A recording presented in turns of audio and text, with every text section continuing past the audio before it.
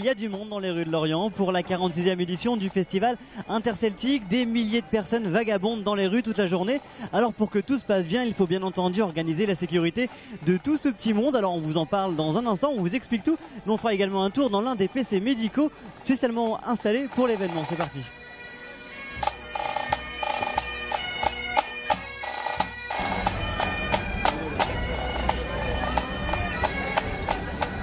Bruno Jaouen est avec nous, bonjour à vous. Bonjour. Vous êtes le vice-président du Festival interceltique de Lorient, notamment en charge de la sécurité. Quand on voit les chiffres de fréquentation du festival, 750 000 personnes sur le festival l'année précédente, forcément tout cela doit s'organiser. Combien faut-il de personnes sur le festival pour gérer tout ce petit monde? Alors le Festival interceltique, vous savez, c'est 1600 bénévoles, c'est 700 salariés, donc 2300 personnes qui pendant 10 jours et en amont et effectivement ensuite pour le démontage sont au service du festival, bénévolement ou sous un statut de salarié. Ouais. Nous ne sommes pas les seuls acteurs de la sécurité parce qu'il faut penser qu'on est dans un festival urbain, donc forcément l'autre acteur c'est la ville de Lorient. Et les forces publiques aussi. Et les forces de sécurité, que ce soit les services de secours, les pompiers, que ce soit la police. Donc c'est un travail de collaboration entre toutes ces entités, de co-construction qui nous permet bien d'avoir un dispositif d'accueil, de sécurité, de bien-être.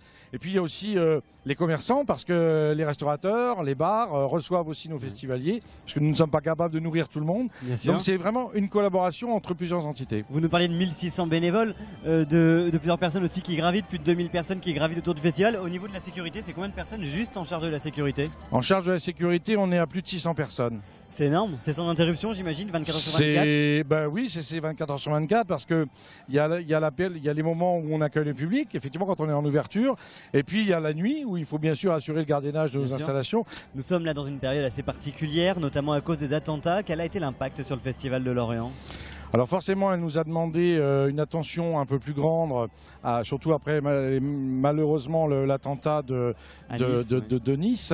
Mais le festival, il a un dispositif de sécurité qui est important déjà, puisque on ne devient pas un festival de 700 000 personnes sans avoir fait de la sécurité. Ça fait plus de 10 ans que nous avons 700 000 visiteurs. Donc on avait déjà un dispositif conséquent. Il a fallu simplement qu'on l'élève en niveau. Il y a eu un gros travail que l'on a fait pendant 15 jours avec les services de police, avec les services de la ville de Lorient. Et ce qui nous permet aujourd'hui d'avoir un dispositif qui répond aux attentes du préfet du Morbihan, aux attentes du gouvernement et qui nous permet surtout de répondre aux attentes des festivaliers, puisqu'on a voulu faire passer le message très clair, le festival est sécurisé, venez au festival interceltique, venez voir les Australiens, venez voir l'ensemble des artistes de cette 46e édition. Donc finalement, est-ce qu'il y a eu une remise en question ou est-ce que finalement c'était juste une question d'adaptation ? Ah non, ça n'était qu'une question d'adaptation. Il n'y a jamais eu, d'abord dans l'esprit de Guy Gestin, le président, de Lissardo Lombardia, le directeur, de moi-même et de notre conseil d'administration, jamais il a été question de ne pas, que le festival ne se déroule pas. Ouais. Et de la part du maire de Lorient ou de la part du préfet ou du sous-préfet de Lorient, jamais la question ne s'est posée. Donc il fallait, ce festival, il devait avoir lieu. On a travaillé, on a mis les moyens, on a un surcoût financier, mais on a fait ce qu'il fallait pour qu'il se déroule.